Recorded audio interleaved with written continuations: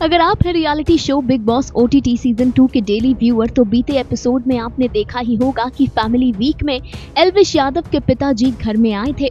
एल्विश के पिताजी ने मनीषा रानी के साथ बेहद बुरा सलूक किया। मजाक मजाक में मनीषा को बेहद बेइज्जत किया। बेचारी मनीषा एल्विश के पिता के पास ही नहीं आ रही थी। कभी सभी घर वालों के सामने एल्विश के पिता ने मनीषा को फूहड़ यानी कि केयरलेस कहा, तो कभी एल्विश के पिता ने सभी घर वालों के सामने कहा कि ज्यादा उड़ो मत और हाथ से इशारा करके दिखाने लगे।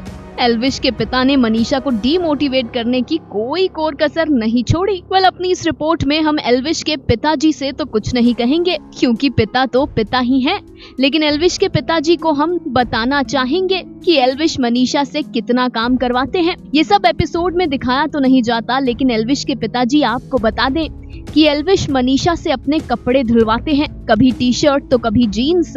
एल्विश को खाना तक बिस्तर पर मनीषा लाकर देती है।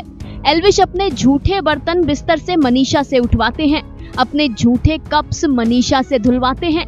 एल्विश को जो कुछ भी खाना होता है वो मनीषा से बनवाते हैं।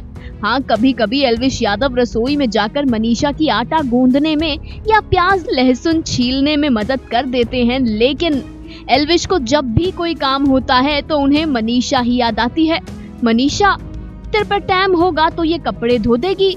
मनीषा, यो बर्तन उठा लियो। मनीषा, इस कप ने धो दियो।